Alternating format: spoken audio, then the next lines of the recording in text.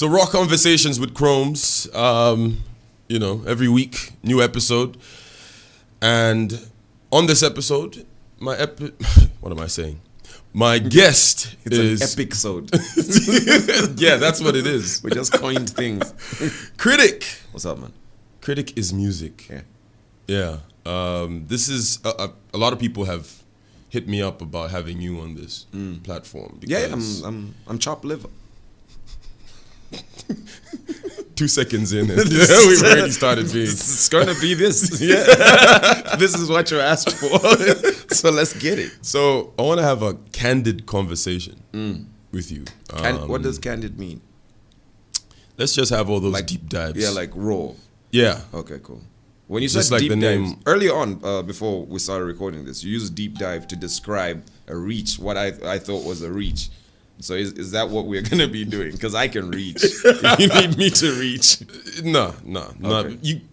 A deep dive could be a reach sometimes. Okay. Depending, but you could defend yourself, right? Because we're talking about the Eminem album. Yeah. And how you think he's really a rap god now because of this new album. I wasn't gonna show up because I don't believe that we should ever rap anymore. I don't think anyone has got the right to call themselves an MC after what Eminem did yesterday. So, yeah, but The new M album. Yeah, we'll be getting into that a little later on during the show. But first off, let's start with where everything began with you. it was a rainy night in 1987.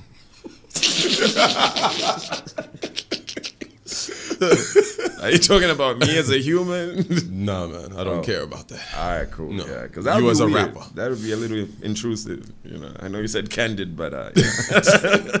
No, but like I think maybe let's start with you as a person because that's pretty much what shaped you into the kind of rapper that you are. Yeah. Or what you became. I see the question you're asking.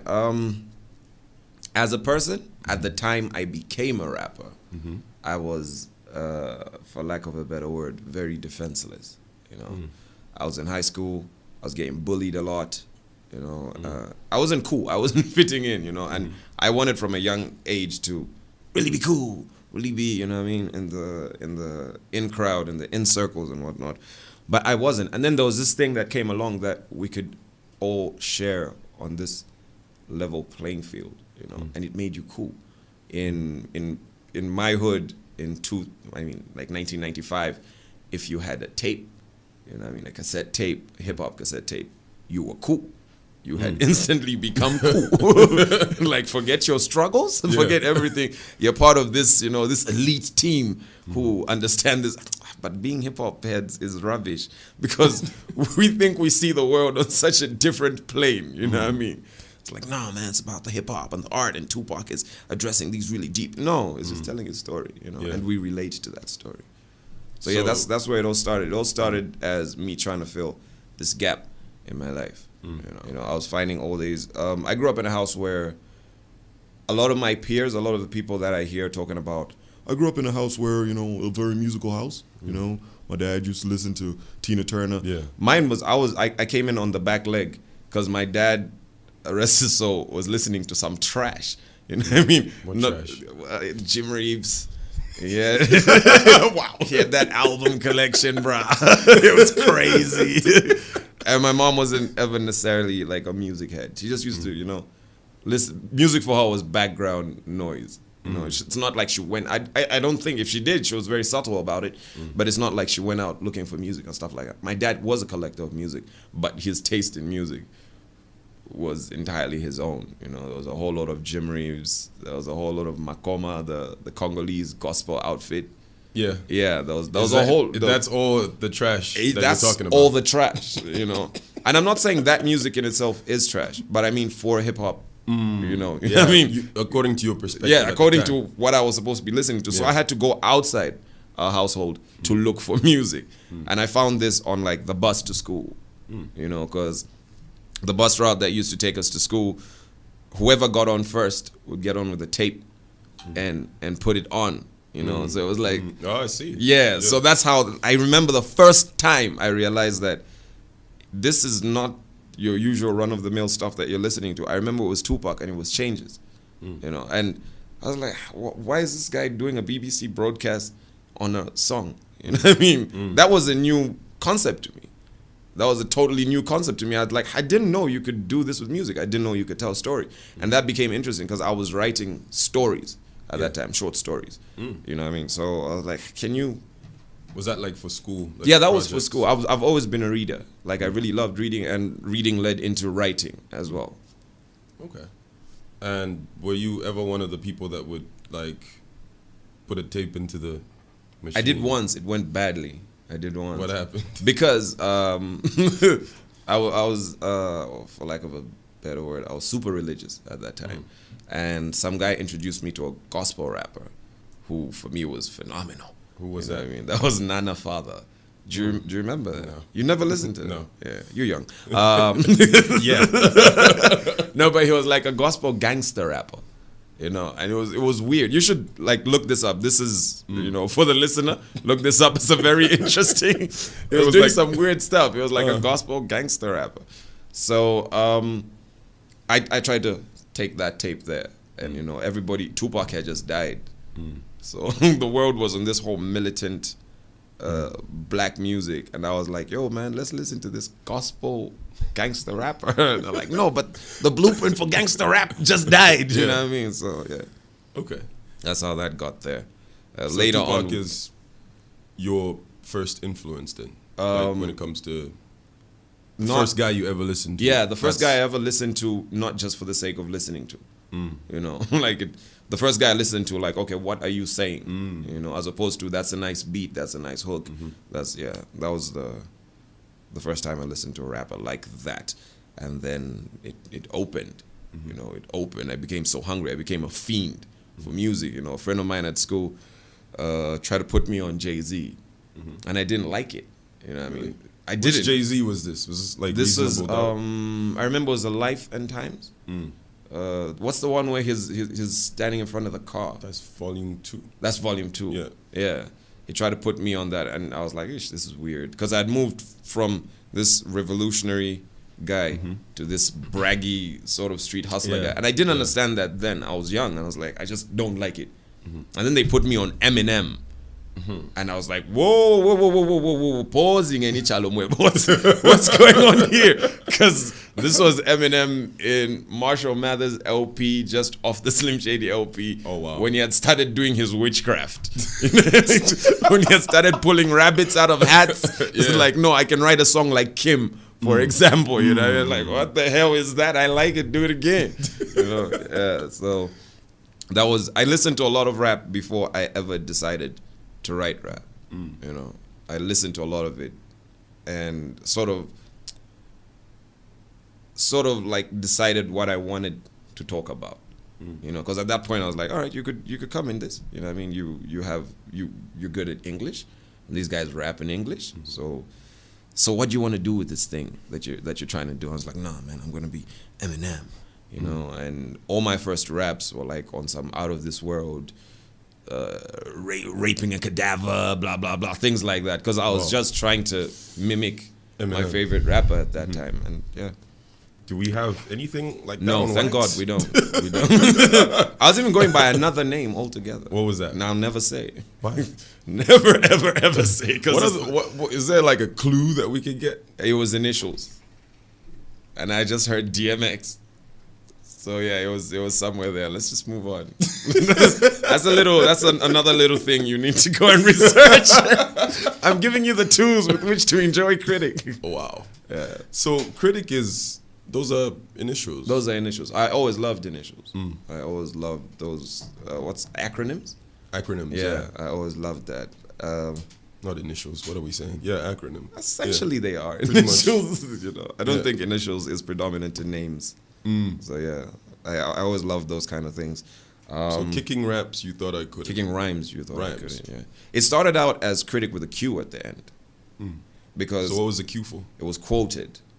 We were doing this little cipher thing, this little battle rap thing, and then I kicked a rhyme, and somebody was like, "No, that's unfair because you're stealing rhymes. You know, you're using like American rhymes that we probably just haven't heard, and blah blah blah blah." So when I came up with Krytic, I was like, "Yeah, kicking rhymes, you thought I quoted."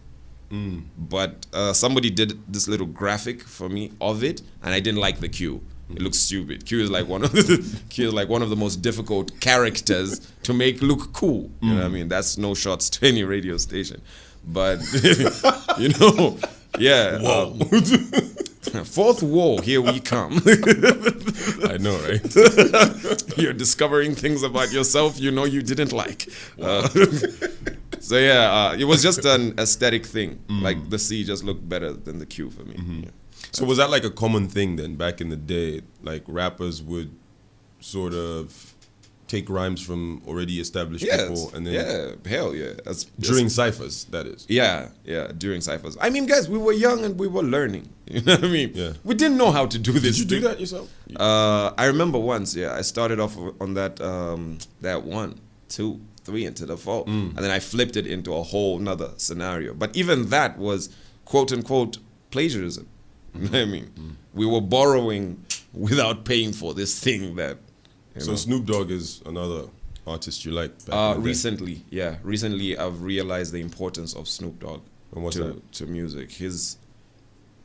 Snoop Dogg is genre defining, man. You know, he's the coolest. Like if Italians, like if Scarface and who's that, and Carlito from Carlito's Way, if those characters, they always had this sidekick, dumb knowledge dropping guy. Yeah. If that guy could have been a rapper, that's totally Snoop Dogg. Snoop Dogg is your uncle.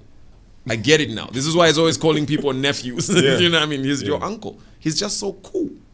You know, he's just so relaxed. I used to hate him back in the day because of his voice. You know, that whole lazy but now I realize that the era that he was rapping in, everybody was trying to go hard on these super duper bars. As Snoop was just like, nah, guys, let's chill, sit back, get faded, and getting a hair braided. You know what I'm saying? Like, it's, you know what I mean? But I will kill you. You know what I mean? Because this is somebody who beat a murder case. Yeah. And side note, there's a funny story about that murder case. Like, there's a writer who was documenting that entire death row scenario. And she says, I'll try to keep it short. So she goes to the courtroom during the Snoop Dogg trial. And after Snoop gets acquitted, Suge walks up to her and says, hey, we're having a party later on. So, you know, she was black. She was a black entertainment writer. Like you being, you know, a sister and all, you should come through. We give you VIP access and whatnot. So she goes to this party and, you know, it's cutting, they're getting loose. And then she realizes she has seen some people in that room before. And then that's when she realized that the strange white men who were getting drunk and doing karaoke were part of the jurors. Wow. Yeah, and I don't know what, like, am I the only one who ever read this? You know what I mean? Because that's actually admitting to tampering with a court case. Yeah, so like, Snoop killed that person. Snoop, I know. You know for a fact. I know, but it's fine. It's fine. It's cool. So Zambian hip-hop. Yeah. Which year did you sort of make your entry into? Like when was your the first record you recorded? Yeah. 90. Because you were a battle rapper for a long time. Yeah. It sort of started out of this little joke a friend of mine had. I usually reference him a lot. Italo Morelli, aka Defi. This was like, for me, one of the best, I think still is one of the best writers we have had in Zambia. Unfortunately, decided to do something else apart aside from hip hop. So it started with this thing. We were in Ndola, you know, and Lusaka was getting a lot of attention. Like, we're all happy, yes, people can finally respect hip hop. It's getting on TV and whatnot. It's getting on radio stations. But all the radio stations and TV shows were here, and the cats on them shows were whack. You know, so it started out of this spiteful place because we're like, why don't these guys are embarrassing us? Yeah, you know, like I used to hear a lot of people from Lusaka, you know, and since we're being candid, first time it took me a lot of time to realize that Crisis was actually a dope rapper, because then when I was just a young kid, I was like, that's trash. You know what I mean? That's trash. So I sort of made it my goal. Like, we have to beat all these people, you know? So it was the Diamond Chain era? This was pre-Diamond Chain era. So before he assembled all those people. I don't know whether he had already assembled them, because some of them do feature on the album Officer in Charge. Yeah, so I don't know whether he had assembled them yet. But Crisis was just, he was making English hip-hop a thing in Zambia, you know what I mean? I remember he came to perform in Ndola, and we opened for him. And it was such a love-hate thing, because I was like, yeah, it's cool, you've given us a platform, and it was dope, and all my friends were there, and they're like, oh, you're a rapper now for real. But I was like, why did you have to be the guy to put me on? You know, I feel like I think I can outdo you at this thing, but it's just hip hop, man. Like they say, it's a very competitive sport. You know, a lot of people don't give Crisis his like due.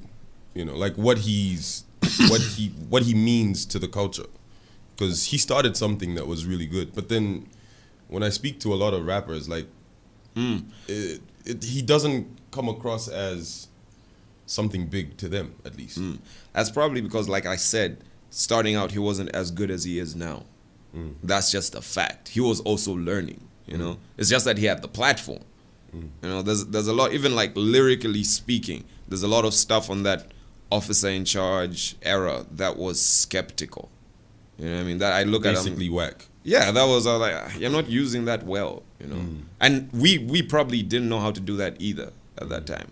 But you know, we've got the benefit of saying, if I had done it this way, you know what I mean? And that's why Crisis is important, because he had the balls to do it first. You know what I mean? In this country where at that time Danny was a top-selling artist, Crisis was packaging himself as that guy. You know, he had the balls to sit on Smooth Talk and convince you that he was convinced he was important. You know, and I think that's important. Yeah. So did you pick any of that and apply it like to yourself? Nah. Why not? I was trying to do something totally different. Like I said, I'm from the Copper Belt, and what we were doing, what we were trying to achieve with hip hop, I think, and this might be a very braggy thing to say, but what we were trying to achieve with hip hop was entirely different. What's that? From what we're trying to tell our story, the Copper Belt, and think about the Copper Belt at that time. Copper Belt in 99, 98, you know. It was this unexplored territory, you know. Lusaka music, yeah. Yeah, Lusaka was cool. You know, everybody who was making it was here, but wanted to make it the opposite. Like, you have to recognize that this region has got some really brilliant minds as well. Did you achieve that? Do you feel like you... I feel like I did. I feel like it sort of set a standard for everyone who has come from there. You know, you set the blueprint, basically. Is that what you're trying to say? Not in so facetious a manner. You know, I think I just did the Crisis thing for the Copper Belt. You know what I mean? Like I sort of, out of luck, positioning. You know what I mean? I got to that place first. You know, and that's not by no strength of my own. You know, it's just circumstance happened. My dad died. I got sent to law school here. You know, so it's not like I had this immaculate plan in my bedroom, like Michael Scofield. I'm gonna target them like this. No. There was a lot of luck. I just described my dad dying as luck. There was a lot of I think about that. But too. I get what you're trying to say. Yeah, there was a lot of things that I didn't deliberately do that happened for me to get to that position. You know, how did your dad dying affect you in the long run? That is, because usually, like, when it just happens, you know, you're hurt, but then over like course of time, you start to realize that if he was here, I would probably be a different person. You know what I mean? And this might hurt. I hope he never hears this. When he died, my dad and I never got along for the longest period of time, and he was very restrictive on me and this rap thing I was doing. You know, when he died, and very few people will admit to things like this, but in a selfish way, I was like, finally, I have some freedom. You know, but that was just a selfish kid. You know, that was your immediate. That was my immediate reaction. You know, because him and his wife weren't seeing eye to eye and things like that, and it was a very, like, I was like, some rest for her. You know what I mean? As opposed to for him. You know? And only later on that I grew up and realized, you're probably drunk dialing someone in a club because you didn't have a father when you needed him. It didn't matter. Then I was just like, school's out, let's go play. You know what I mean? Yeah. That's an interesting point. He died when, how old were you when that happened? 2006. I'm terrible with math. I am terrible with math. So you don't know how old you were in 2006? No. Pardon? So what's 11 minus 30? You see? 19? Yeah, so I was 19. That's Nonzi, by the way. Nonzi can do math. Yeah, she's here for the math. We're not counting on you. No. That's another little gem I just threw in there. Like that. Yeah. So, you and K-Star. K-Star and I. There you go. You said it right. Yeah. I know. You're here for the English. I'm here for the English. We all have different roles on it. Yeah. K-Star and I. You look like you come from way back. Like way back. Actually, not necessarily. Really? Yeah. For the longest time, there was Krytic doing his own thing, and there was K-Star doing his own thing. K-Star was one of the first people I saw on TV doing things the right way. Yeah, I remember during the Pitch Black days, him, I think Carnage or someone, they were on Smooth Talk. And they had these songs that they performed. I was like, hey, yes, these Lusaka guys can rap. But we never really interacted like that. So I came here to Lusaka for an entirely different project. I was supposed to meet up a Namibian-based producer called The Syndicate. I remember him. Yeah. Because Tonga Bull, right? Did he produce that? Pardon? Is that the guy that produced that Tonga Bull song? Yes, that guy. That's the guy. Yeah. So yeah, these connections in Namibia that was supposed to work out. So I made this trip over here, and during that day, I was here for like 24 hours. During that day, I think I rapped something for someone somewhere, who went and told Buff Chifumbeskazwe, like, yo, you should hear this Krytic guy. You know what I mean? So I was all the way back on the Copper Belt when Buff calls me and says, we're doing this mixtape called Berg City on Lock 1. So can you make the trip? And I said, I can make the trip, but I just don't have accommodation in Lusaka because I wasn't in school at that time. And so I was like, it's cool, I can set you up with one of my boys. And that guy was K-Star. He was living on his own at that time. So I came here and I basically lived with K-Star for what was initially supposed to be 3 weeks, turned out to be 8 months. You know, like I just stayed and stayed. You're one of those guys. I'm that guy. Don't give me salt. It's like, when is this nigga leaving? It's just there on the couch. Yeah, but like we really, really, like that was very defining for us. You know, as a friendship, we really, really discovered something about ourselves. I found out he loved Eminem. I found out he loved video games. You know what I mean? So it was just this great two kids trying to conquer the world living in one house scenario. You know what I mean? It was pretty dope. So, what do you think necessitated you guys coming together? It was this mixtape. Is that where your union, quote unquote? Yeah, because he was in 2-1. 2-1 initially. So 2-1 existed before you got into the crew. Yeah, 2-1 initially was like about 8 guys. Whoa. Yeah. And the name 2-1 comes from their average age at that time was 21. Are you serious? Yeah. All these 8 guys. Like Wu-Tang or something. Yeah. Who was Verbal? I'm not sure whether it was Verbal or Thugger. One of them was with 2-1 at that time. Yeah, it was gonna do some, for real? It was gonna do some things. It was gonna do some things. And we did the tape. And we put it out, and then entered somebody who I think was, and this is why I say things, when people say, do you think Crisis was vital to Zambian hip-hop? The reason then I'm not quick with that answer is because I think there's people who are more relevant to Zambian hip-hop, people who have done more things for Zambian hip-hop. Who would that be? Holster. I strongly believe that guy has been the backbone of this what quote unquote the golden era of Zambian hip hop, I think that guy necessitated that single-handedly. Because before Hoster ever met me, he had got me 1,000 views on the internet.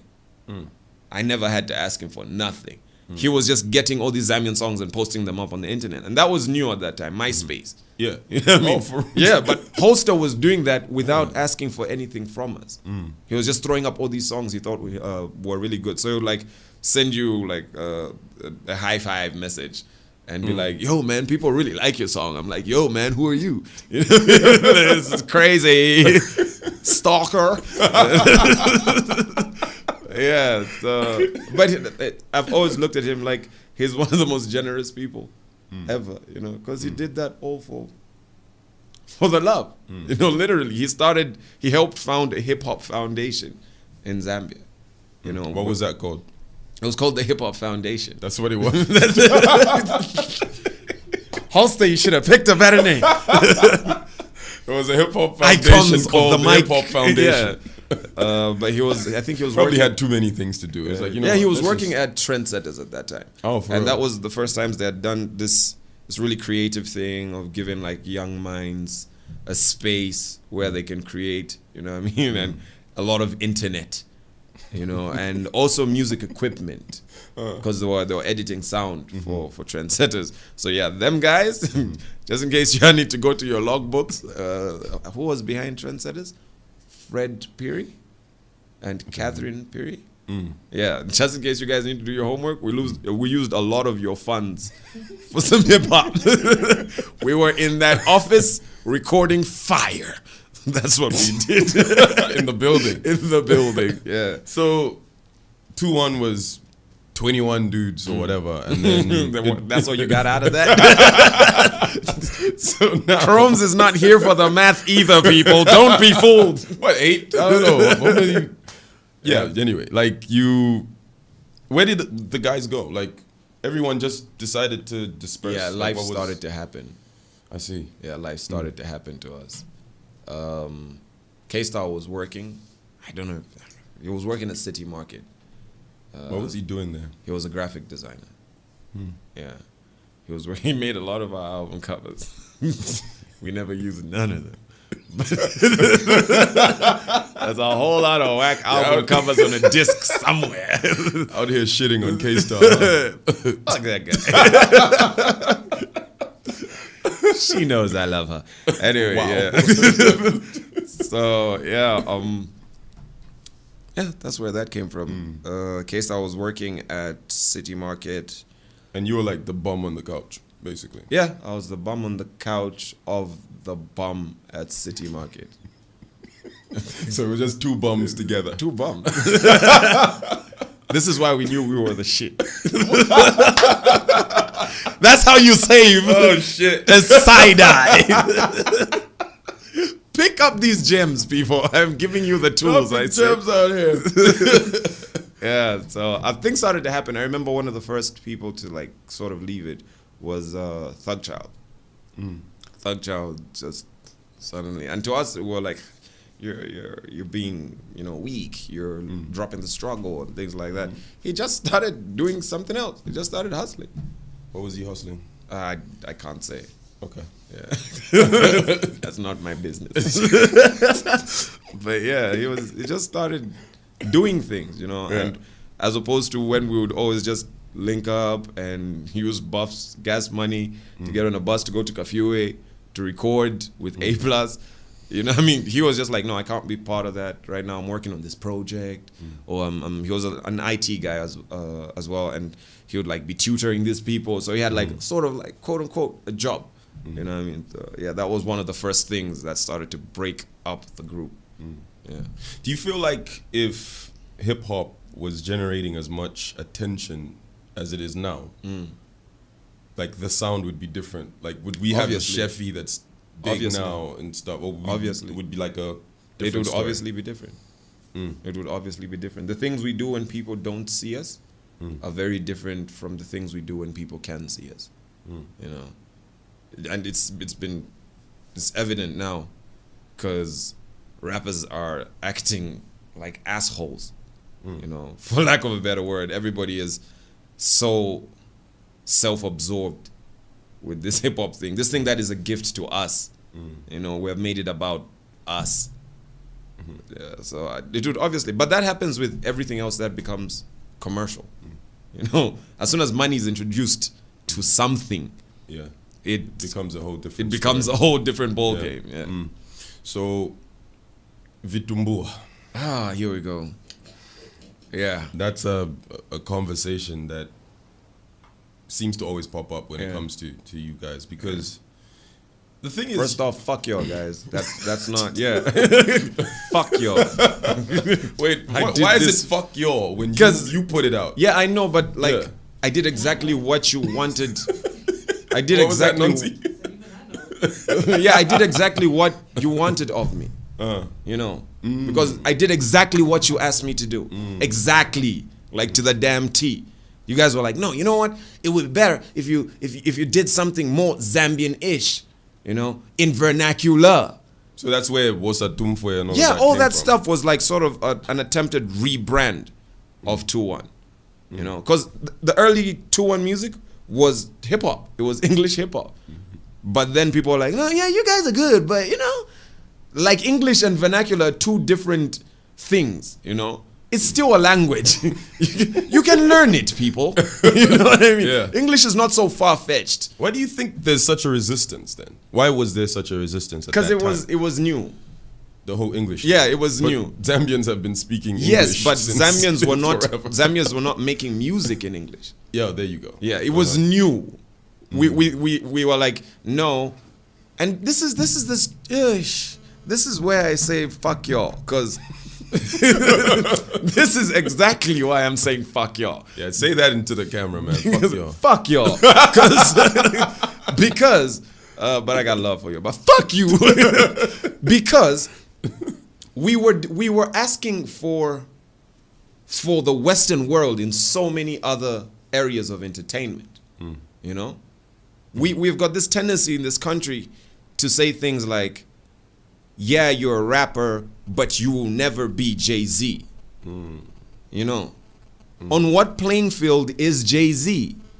It's the English playing field. And yet when I try to beat Jay-Z for you, you turn around and say that's not us?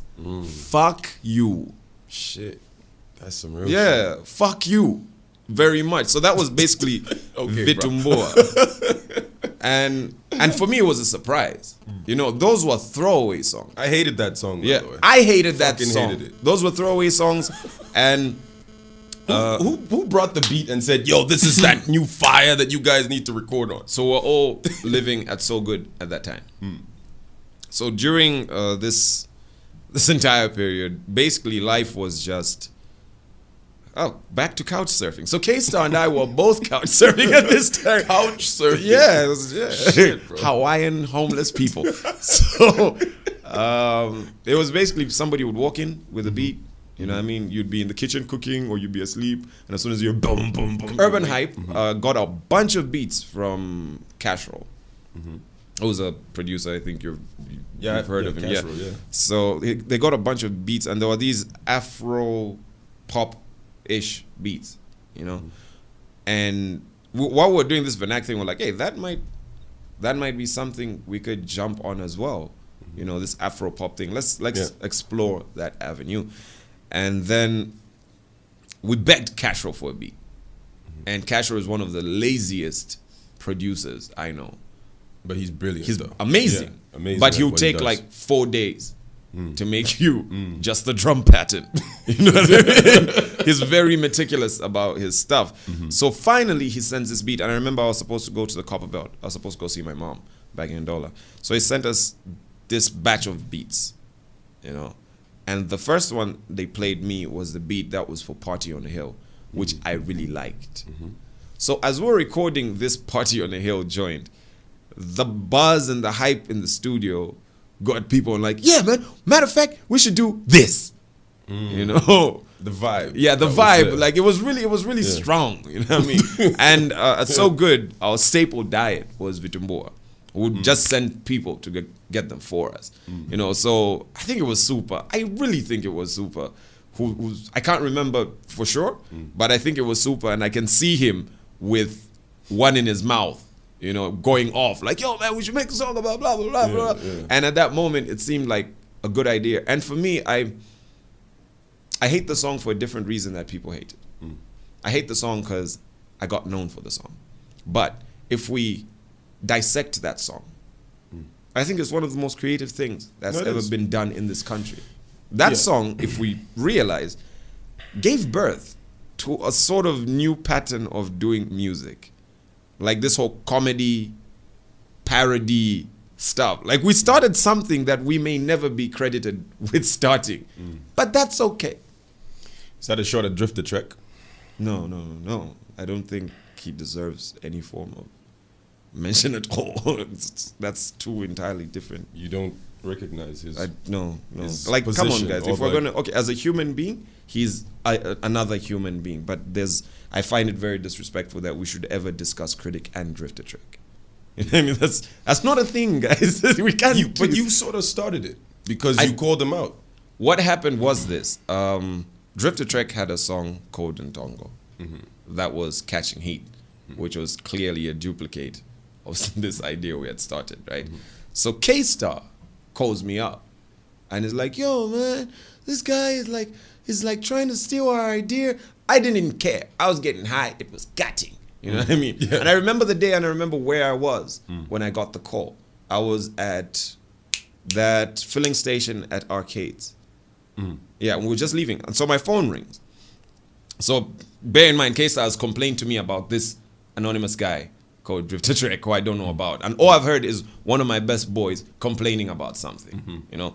So my phone rings and this guy's like, yo, what's up? My name is Drifter Trek. I want you on the remix of that song. In loyalty to my friend, I said I cannot be part of that song, you know, in loyalty to my friend. And I told him that on the line. I'm like, I can't be involved with this because it would be a betrayal to K-Star. Yeah.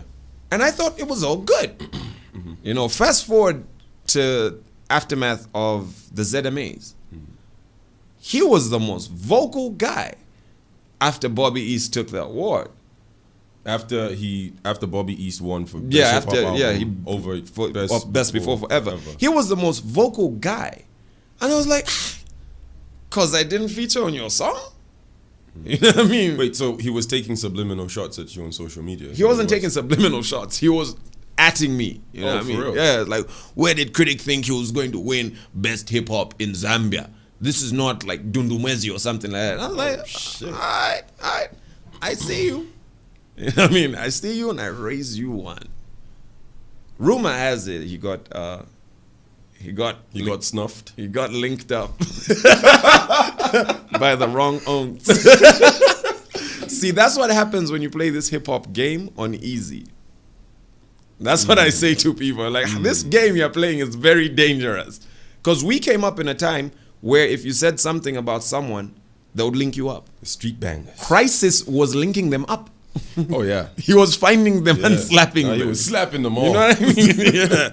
I slap D. You know what I mean? Yeah. That's the era I grew up in.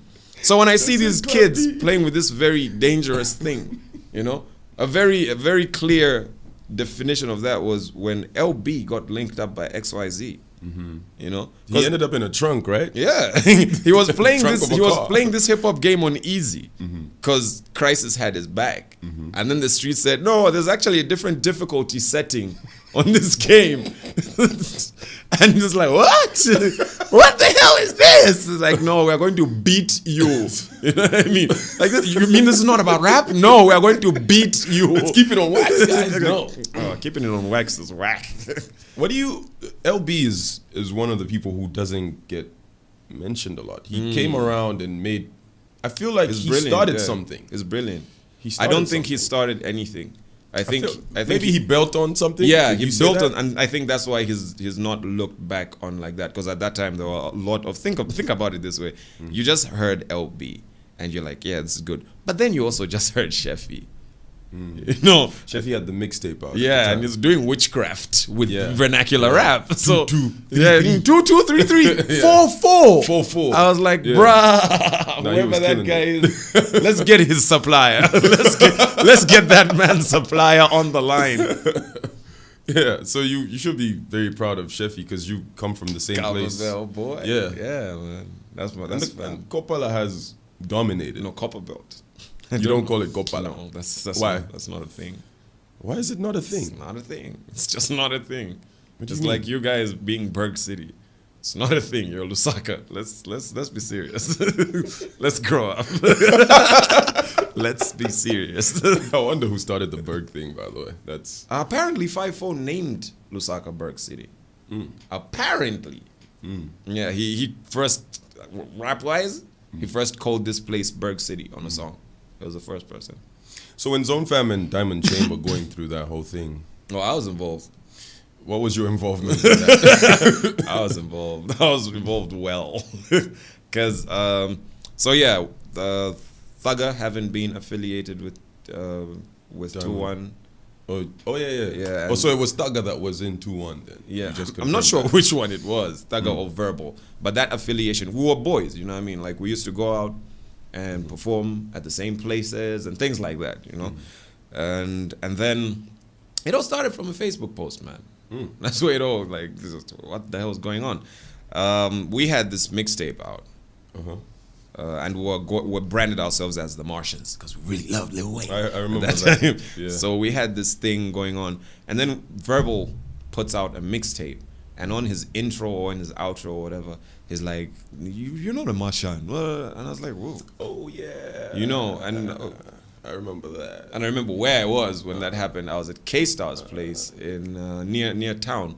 And so Buff calls me, he's like, bruh, what's going on? You know? And I'm a very reactive person.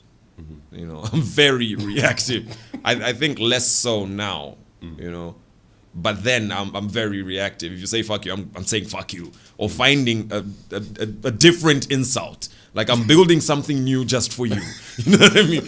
So yeah, I went. Yeah, I took to Facebook and I said something about it. I like wrote on Webster's wall, Thugger, Thug Child, seeing as there's 2 thuggers involved in the story, and I wrote something to the effect of that a fat dude with half South Africa and half blah blah blah. You know what I mean? And then he saw that, and so we started having this back and forth on the thing, and it quickly escalated to where you at then? You know what I mean? So where you at if you're chatting like this? So I said, all right, let's link. So Buff calls me up, calls up Webster, calls up everybody else. Like, all right, let's get in the Crocodilian. The Crocodilian was this car that it was a Mitsubishi Strada. Yeah, it was called the Crocodilian. It was tinted black windows that couldn't work for nothing. We were in there 24/7. That thing was beautiful. So yeah, he links us up in the Crocodilian. Yeah. And well, it was called the Crocodilian because it had a crocodile on the side. So you know the Lacoste logo? Yeah. Just that. So he links us up. And this is Bob's car. Yeah, this is Bob's car at the time. So he links us up and is like, let's go and link up these dudes. Yeah. So we ask Reggie, like, where you at? And it's like, I'm at Arcades. So we drive all the way from town, get to Arcades, like, no, I've gone home. You know what I mean? And Reggie at that time, he's like, I think his parents were a diplomat. And, so he was living in this high security house. Ain't none of us was trying to knock on that door. Yeah. You know what I mean? Yeah. So we went for the next guy in the chain, you know? So we called up Thugger and said, where you at? We coming through.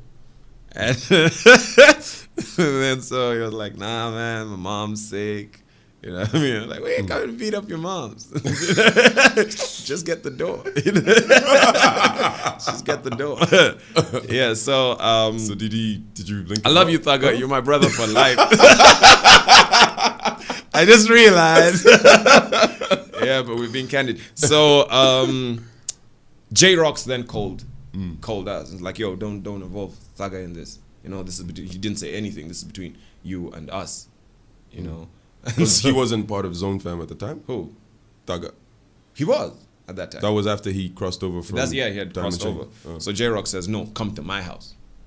You know, so I went to J-Rock's house, and we linked up. And at the end of the day, it just became a whole bunch of kids saying stupid shit.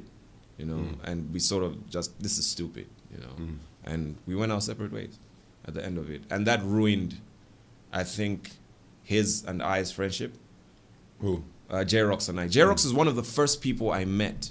You know, I met him through Dope G, one of the first Zambian rappers I met, you know.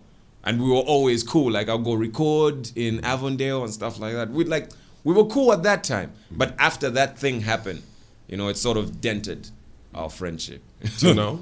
Well, recently we talk, you know what I mean? Like, I think there's no animosity from my side in his direction. I don't know what his standpoint on this is, but it's somebody I respect a lot. He has come a long way, you know, and yeah. Okay. So that's what led into that whole Diamond Chain and Zone Fam situation.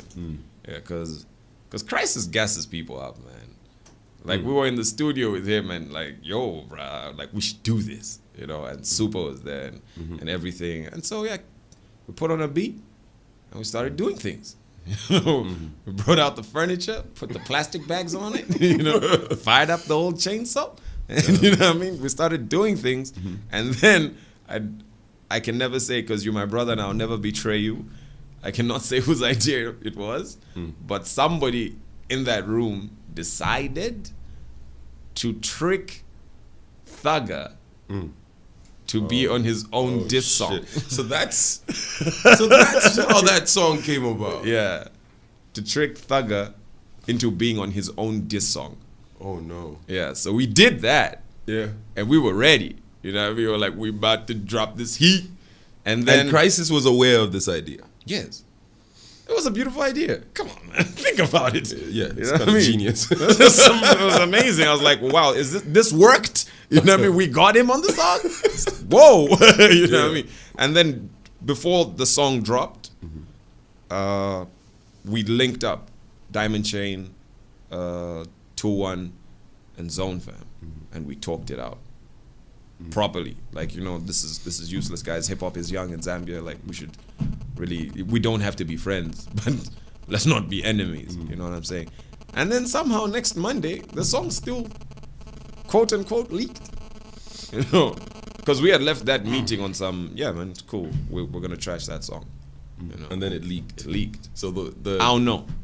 That's what I'm saying. You go into the grave with this. You never tell. I don't know.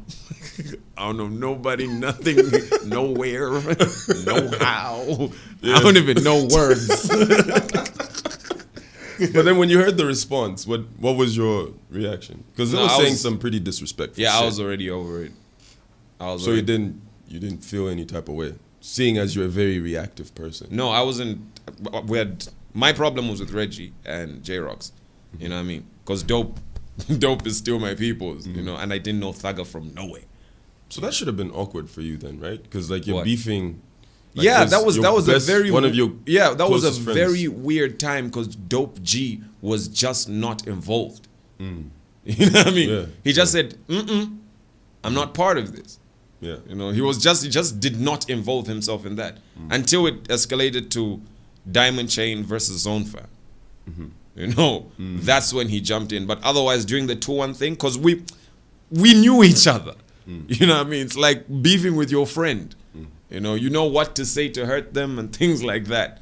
So he just removed himself from that, which I think now that I look back was a very mature thing on his part. Yeah, I mean, I've had Dope G on this podcast before, and speaking to you and remembering the kind of conversation I had with him, I could see how you and him could have been great friends. Yeah. So seeing what he's doing now, like, you know, the guys are getting commercial and stuff. You obviously know him from the mixtape days and stuff. From the Minority Report. There you go. Yeah, that was a project him and J-Rox did back in the day. And Mans was rappings. And Talking My Shit, that mixtape, remember that one? Yeah, TMS. TMS was a great project as well. Yeah. So, before he... Dope has always been commercial, man. You feel so? Yeah. I remember back when we would have these hip hop conversations, we would be more like, yo, man, we'd be talking about these New York deep rappers, but Dope would like put you on to like some Slim Thug. You know what I mean? It's like, yo, you should listen to that album. And I always found that interesting about him. For somebody who was so prolific with his writing, what he chose to do with his instrumentals. You know what I mean? I was like, what's this guy doing? You know, but he's always had that. Like, I always thought Dope would be one of the first to blow, like to really make it in this country, because he had this very interesting pick of music that he had wanted to do. You know, and yeah, he's always. I'm not surprised at all that he would make flowers and things. No, I'm not. He's really? Always. That's an interesting perspective. He's always been commercially affiliated. Yeah. So you went XYZ at one point. How did that shit happen? Because I honestly didn't expect you to make a move like that. Here's how that happened. The guy who was managing Slap D was the guy who was managing me at that time. Stretch. Nkandu. Banjo Wires Kataya. So he was like, yo, man, your brand needs to grow. You know what I mean? You need to be affiliated to something big. And so I was like, let's sign you to Zonva. To XYZ. And that's how that happened. I think it helped. I think. Why did you leave? Stretch left. The guy I'd come into this thing with was no longer part of the company, so I was like, nah, it's weird. It's weird. You know what I mean? I don't. Didn't he advise you to stay? He did, but if you know one person in the room and that person leaves, it becomes very awkward. How long were you there? I think like a year and some change. Wasn't that enough time for you to get acquainted with everyone and have a great but relationship? that's also my fault as a person. I'm not a very social person. You know what I mean? And like our activities were totally different. Like they would be linking up for like, for example, team building events. They would be out there having a drink or whatever, and I would be at home reading, or you know what I mean? I wasn't that social at that time. I was a very enclosed person because I rarely get along with people, or I rarely used to get along with people that I met. And also, I didn't like a bunch of guys in the camp. Really? Yeah. Like who? We're being candid here, Chris. I didn't like Johnny C. I didn't like Johnny. I don't know. It was just a thing. You know what I mean? He didn't like you too? I don't know. You know what I mean? Like I'm saying, it was a very young me. Like I used to not like things off the bat. You know what I mean? Like I just meet you and you're like, we're not gonna chill, you know what I mean? At some point I didn't like Slap at all. During the time you were there? Yeah, during the time I was there. Because I felt like he wasn't giving me the shot I deserved at that time. Do you think it was deliberate, knowing that you'd probably maybe overshadow him at one point? So you said knowing, let the records show, you said knowing that I would probably overshadow him. I don't know. That's a fact. Okay. You're a better rapper than Slap D. Okay, cool. You said it. You know I'm not allowed to say that. Why? Because I'm me. I can't say that. I become a dickhead when I say such things. Well, you can be a dickhead here. No, I'm cool, man.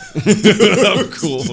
I'm nice. It's no longer about being that. You know what I mean? It's about there's a larger narrative. Which is what? Which is that we can push this art to a place where people eat off it. That's the larger narrative. That's what it's always been about. I recently understood that. And I don't know if there's people who understand that now. Where did this realization... Just growth, man. You're talking about a 20-year-old kid, and now you're talking to a 30-year-old kid. You know what I mean? It's been 10 years is a 10 long years time. Is a lot of things to happen to you to change your mind about, you know, your reactions to the world. Okay. So, seeing how XYZ has become what it is over the years, do you regret leaving? No. Why? I'd have never fitted in there. Never fitted in there. Their struggle is different from my struggle, man. We're chasing two different goals. What are you chasing? I just told you. I just literally just said it. Just before this question, I just said it. Trying to make it so that a kid who thinks he's different is comfortable enough to make music. But you retired. And how'd that go? How's that going for y'all? So how are you gonna give this hope when you step back? Yeah, I don't always have to do it in a position as a rapper. You know, What I other could be capacities? I could be an would that be? exec. I could be on this podcast. You know what I mean? Like, there's so many other avenues that I can say. But things we that can I wanna agree say. that you're at your best when you're in front of a mic, rapping. Rapping. Potato. I mean, look, like, you've put out some classic mixtapes. And I'm pretty sure till now you still get messages about how it probably helped some people get through. But I find a lot of those messages very offensive. Why? Because people are on some, hey yo man, send me a link to this thing that I want to support, just not financially. You know what I mean? So I find a lot of that stuff offensive. Now, I was like, you want me to come back to stress myself? Was the album the last straw? Maybe you didn't sort of not get necessarily. You know, this just happened like in the middle of the night. You were just like, fuck it, I'm done with this shit. It wasn't even a fuck it. It was just like, okay. What?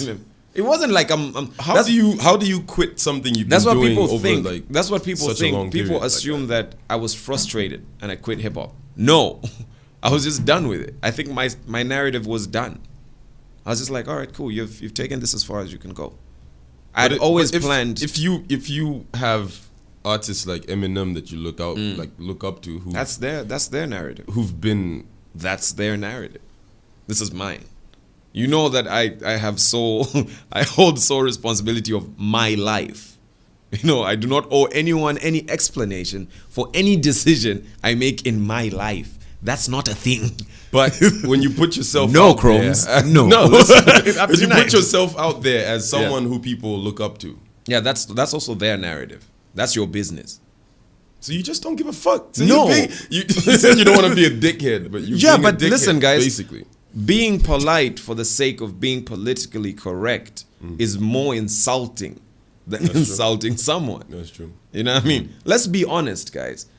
I'm a 30-year-old person, you know? When I was 15, I decided that at 30, I would stop rap. Also, it goes as far back. Yeah, that's what I'm saying. Like, this was a planned out thing, you know? I didn't ask anyone's permission to rap, you know? So I don't think I should ask anyone's permission not to rap. It's my prerogative. I started doing this. Nobody told me go rap. No, you guys came on along the way. You know what I mean? Like, But why was 30 the mark? Like, why I don't was know. it I like just in my 30? mind that was like the turn. You know what I mean? When you stop childing and start adulting. But that's a decision you made when you were a kid, Yeah. and you've grown up. And That are you still living off a decision you made yeah, as a kid? I still feel like it's very important. In my mind, 30 is still very important. You know, it's like all right, cool, I'm 30. Quote unquote, half my life is over. Yeah, Jesus died at 33. You see, what if they kill me at 33? I'm joking. Wow. Oh, cross the line. Man, you've left a void though. No, I haven't. That's another thing that I'm not worried about. That void creates the necessity and builds an artist. You know what I mean? But that wasn't your goal. I don't think you planned that. Oh, I'm to gonna leave. leave, No, and then this void is gonna. Yeah, but that's create not this my shit. business. You know what I mean? If y'all haven't been following, if y'all haven't been keeping up, y'all gotta fix that on your own. You know what I mean? In all honesty, that wasn't my goal. I came to fill a void, and I think I did my part. And all right, cool guys, hunky dory, I'm out. Bye bye. Whatever remains after in the aftermath of that wreckage and havoc, you guys have to deal with that. Because while we were doing this English hip hop thing, y'all were starting to do something else, and we were telling you, no, don't do that. But y'all were still going that direction. So okay. So Vernac fucked everything up. I don't think so. I don't think it's always been Vernac versus English. No. I think it was the idea of good music versus bad music. It's just that there was more bad Vernac music. That's why it seemed like English rappers were targeting Vernac rappers and saying you're not credible. Until a point when we started seeing artists like LB and Sheffy, because they hold it down. You know what I mean? So it's never been about English versus Vernac. It's been about good music versus bad music. You know? So the kids these days That's such an old person thing to say. Like, do you think do you think your legacy is sealed then? Legacy. I think that's a very important question. Legacy. Yeah, like when it comes to, you've wrapped up a certain part of your life, which was your rap. So that should be, do you think that'll be, you obviously have moves that you're trying to make, that you are making. Do you think what you've done before will outweigh what you're about to do? Or what you're doing? I don't think it matters what I think in respect to that question, because whatever quote unquote is my legacy can only be fulfilled by the actions of other people now. You know what I mean? So you transitioned into media. Yeah. I think that's a very powerful tool. I think that's, it's like music. You affect people's opinions on things, you know. It's basically music, microphone, sound. That's what it is. Like, when did you make this decision? I didn't make that decision. That decision was made for me. Explain that. During the, as we were coming to Best Before Forever, my manager Gesh, is he still managing you, by the way? Yeah, he still is. Okay. Wanted to put me in a position to fend for myself, you know, so I'm not just making money off music. So he gave me a job at Flavor FM at a radio station, you know, and then it was literally just to keep the lights on. And then I started to understand, you know, like, oh yeah, this is that, you know. So that's why I'm saying the decision was made for me. I did not consciously decide to be part of media. It just sort of happened. And just like when you were 15, do you feel like there's a certain age that you just be like, fuck it, I'm out of here? Out of media? I think when I was 15, I wasn't thinking like that, because it was new and flashy and entertaining. And I think I should allow myself not to think like that while I'm still enjoying it, you know. Yeah. So that decision, you made it before you actively got into, as in the rap thing. So that's why it's different now when you're making this decision. Yeah. Okay. Sort of, yeah, kind of. You could say that. But yeah, it's cool. Man, like, imagine doing something for so long that it defines you. You know, people don't just see me now. You know, people walk up to me and ask me stupid hip-hop questions. You know what I mean? Like what? Like, yeah, man, so what do you think about the state of Brooklyn hip-hop? You know, like, guy, I'm trying to have a beer.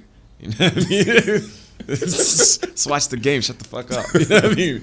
So, but you do understand when that happens. Yes, and that's what I'm saying. Like, that's why I keep making that parallel, because I've been doing this for so long that people only see me as this one thing, you know?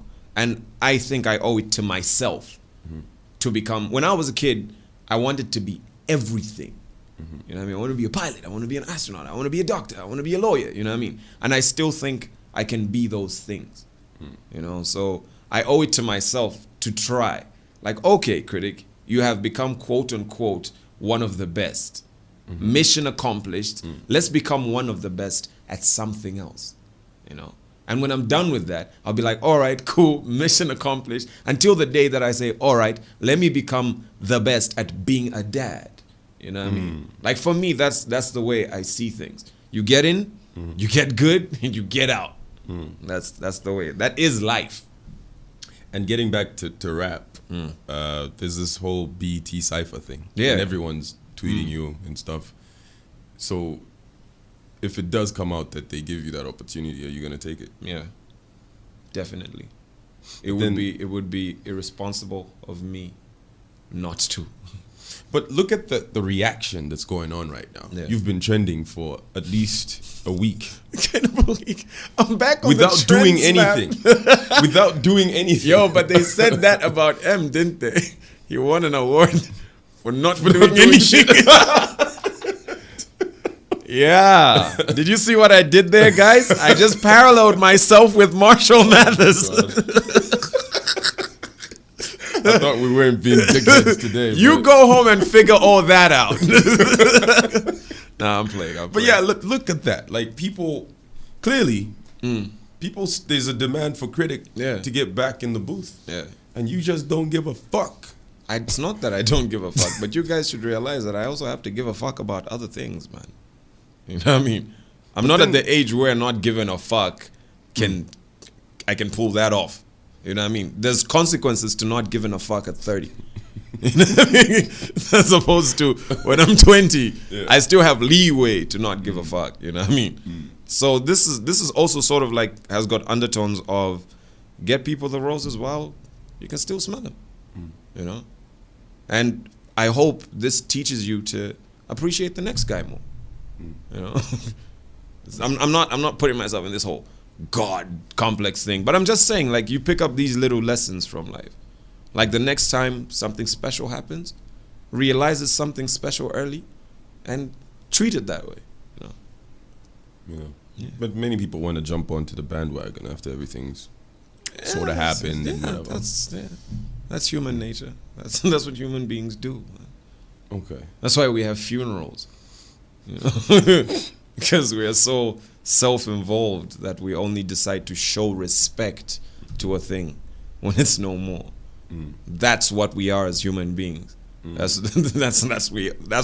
only respect things when we no longer have them. Which is like what kids do.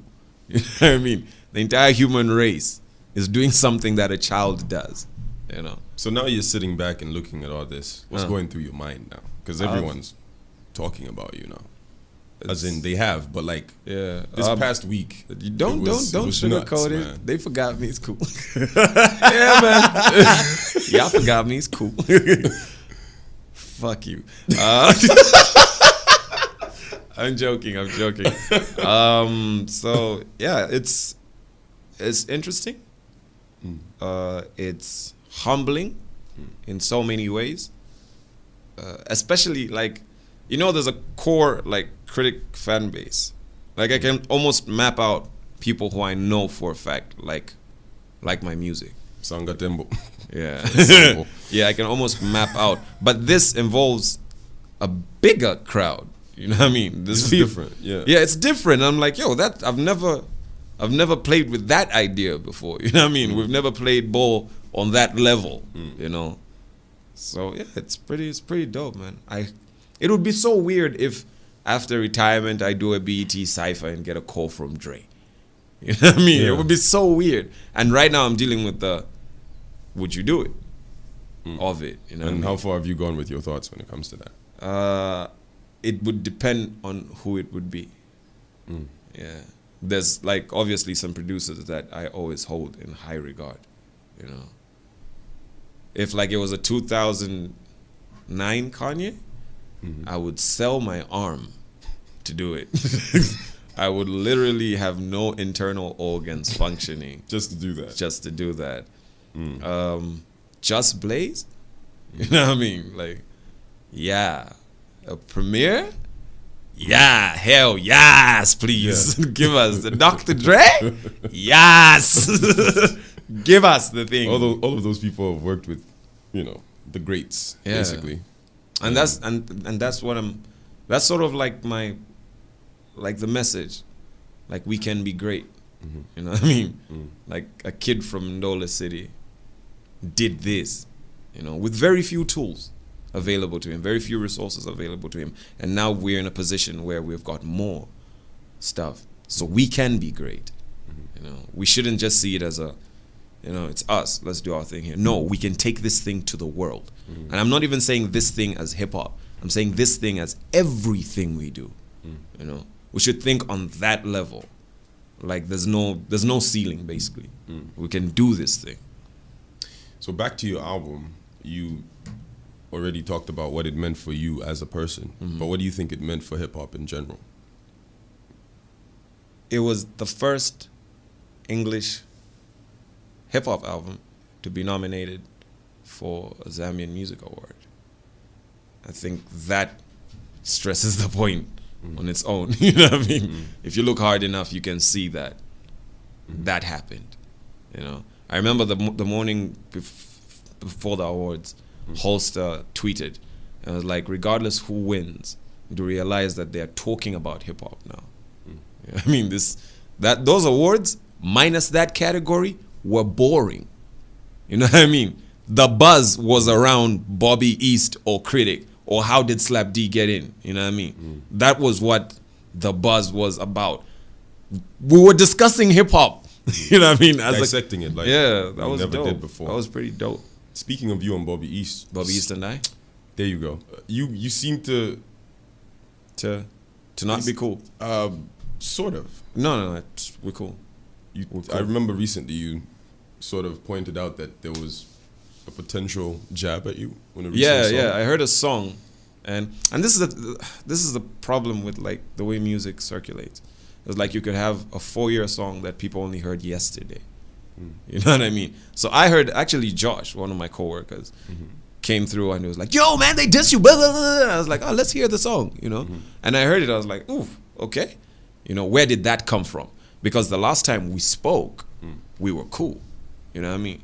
We had a beer. We laughed about things. It was dope. And he actually came out and said, "Yo, man, that wasn't about you."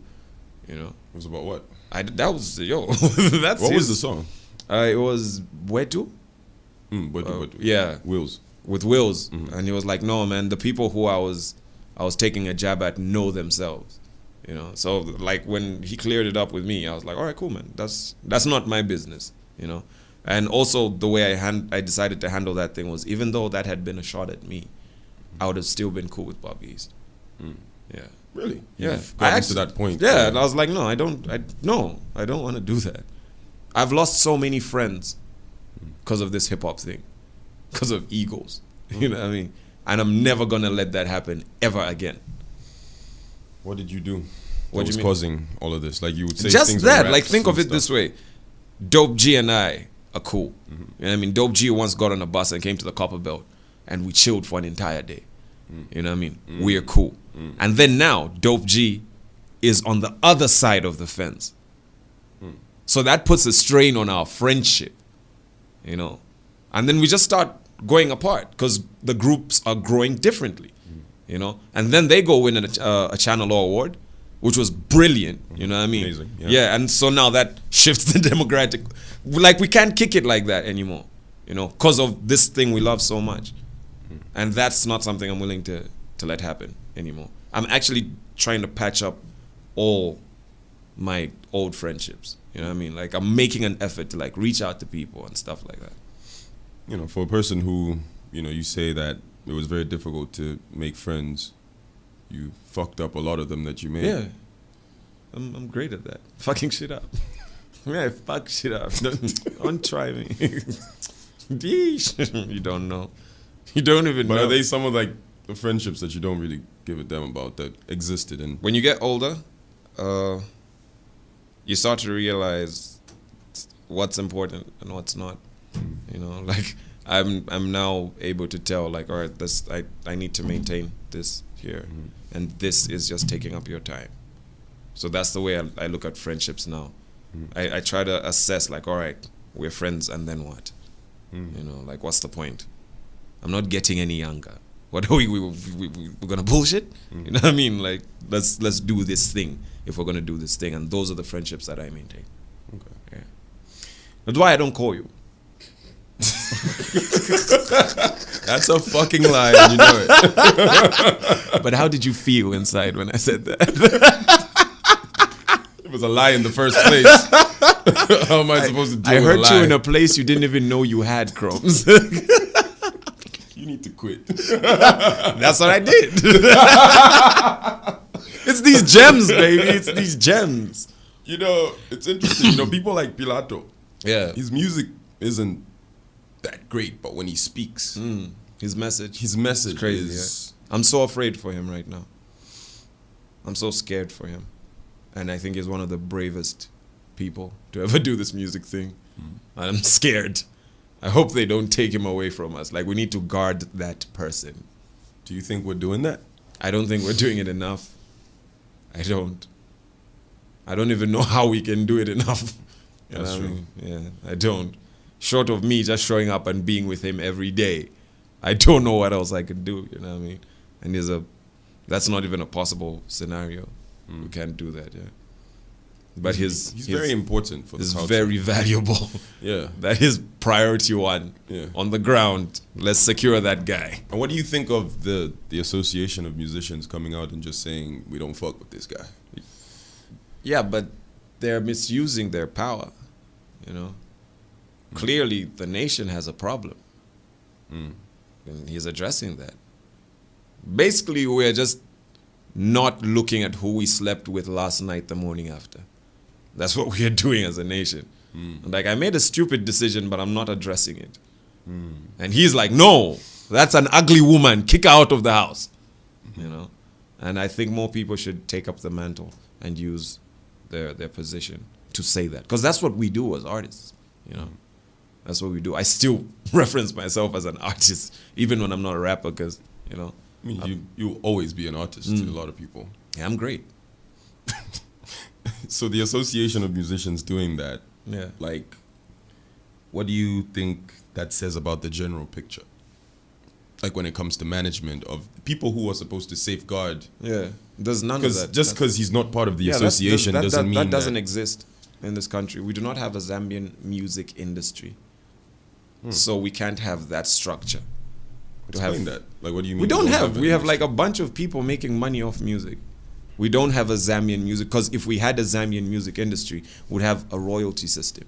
We would have a system that actually tallies all these things and gives back to the artists. But we don't. What we have are these guerrilla style groups that come up and say, yo, we're gonna safeguard the artist. You know what I mean? And then don't even show up when the artist has a court date. So yeah, we don't. We're bullshitting. We're bullshitting at such a high level. That is amazing to watch. It's like wrestling. What we're doing is wrestling. WWE. we're playing WWE as the nation. That's basically what we're doing. But that's a system that you refer to. Yes, but that's why I'm saying we're playing WWE in real life. I mean, us is not a TV show. We're doing that shit in real life, and we don't know that there's consequences to this. What are the consequences? The consequences are Zambia not having its imprint on the world music map. Do you think we'll ever have an industry? And that's what y'all gotta figure out. You just don't give a fuck. Nah, man. That's what y'all gotta figure out. Just because you stepped away doesn't those mean are the things that you need to think about. You know what I mean? As a nation, those are the things you need to think about. All right, so isn't it weird that I'm on the same bus with my favorite artist? Those are the things you need to think about, as opposed to your music is trash. You know? Those are the things you need to think about. And the problem is that this once existed in this country. There was a time when the artist was getting paid well for his music in a structured manner. You know? But music became such an uneducated sport. You know? And this is why a lot of the older generation look back and say, being a musician is the easy way out, you know? Because do you understand that people who do this in other countries go to school to do this? You know what I mean? But we're doing it off a whim and off a gut feeling. That's dangerous. Would you ever have a brain surgeon who just felt some type of way? You see? Yeah. And that's what we're doing as a country. We're figuring it out in the dark. You know, and that's very, very dangerous. So I look at organizations like ZAM and what I'm like, that's bullshit. That's clearly bullshit. You're not here for anyone but yourself. So stop lying to us and saying that you're trying to safeguard the artist's interests. Fuck out of here. That's clearly bullshit. But those are the things you need to think about. So there's an association for an industry that doesn't exist. Yeah. What have you made? What have you made? What is that, minister without portfolio? Shit. What have you created? Oh, fuck. You have made the head of something that doesn't exist? Yeah. Damn. Yeah, that's very depressing when you think about it. Yeah, now you understand why I can walk away and not give a damn. Because these are the things I used to battle with. The things. Imagine being part of this thing that doesn't exist. Shit. You don't even know what you're fighting for. You're just fighting. You don't know where it's gonna go. Man. To wrap it all up, let's Talk about the Eminem album, man. Yeah. You have quite an interesting review of the album. Yes. The Guardian says it's trash. Yeah, fuck the Guardian. Matter of fact, A whole lot of outlets say everyone it's trash. listening who thinks it's trash. Like 2 stars, 1 star. Yeah, like, that's it's pretty they fucking can take bad. those stars and shove them all the way up their ass. Because Eminem has done something truly magnificent. I never thought I could experience music in that manner. For me, as somebody who used to write music, this changes the rules of writing music. So look, if you're listening to this, here's how you should listen to that Eminem album. The first half of that album is Eminem just being a rapper. And then he personifies himself and gives you the perspective or the context in which to listen to this album. It's weird that he put it in the second half of the album, you know? Because when you get to the end and you go right back to the beginning to Walk on Water, it becomes an entirely different song. And Chloroceptive, the song after that, becomes a totally different song. So this is an album that is evolving in front of you as you listen to it.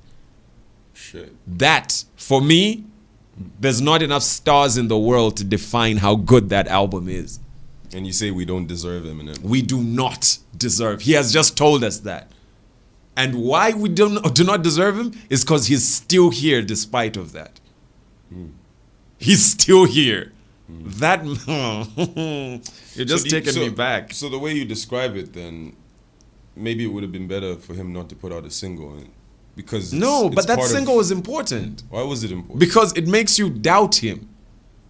So he did that on purpose. That's what I think that was. Because after you listen, Water, after you listen to Walk on Water the first time on the album, I started from track 2. Because I was like, I've already heard Walk on Water. And then in track 2, you start to realize, oh, that was the point of making Walk on Water track 1?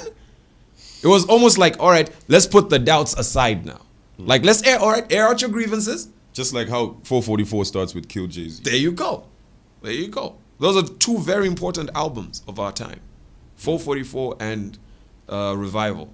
They came out at a time that we thought these guys had nothing left.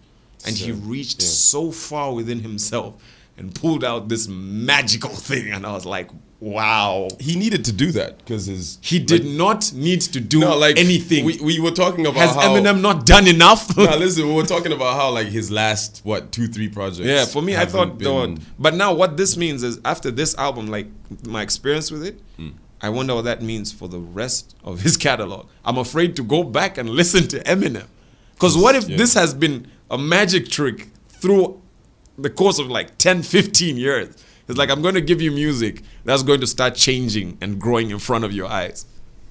That, for me, that's very commendable. Very commendable. I think Marshall Bruce Mathers III is the greatest songwriter who has ever lived across every generation. Because for you to be able to do that with words, no. That's shit that not even Shakespeare has done before. You need context for those people. Eminem has... he has given you... Even Shakespeare gets into this conversation. Yeah, fuck him too. You know what I mean? Fuck him. Fuck him too. Shit. He should fuck out of here. It's good he's dead. We don't miss him. It's a racist prick. But listen, yeah. Marshall has done this amazing thing, bruh. This golden thing that we do not deserve. We don't deserve this. He has somebody saw my tweets yesterday because I was having a review of it on my social media, which by the way was just off the bat. I just felt like doing that. I did not plan to do that. I was just like, no, people need to know how to listen to this album. Yeah. He has done. While I was giving a review, somebody was like, yo, man, you're talking about Eminem like he's Jesus. Yeah, I saw that. You know what I mean? Response to one of your tweets. Yeah, and I was like, it kind of is. You know what I mean? Like, I think he kind of is musically, you know. No disrespect to any religious affiliation, but I think that's what that guy is to hip-hop. Jesus to hip-hop. Yeah, I think so. White Jesus. Why does he have to be white or black? That's an interesting... Yeah, why does he have...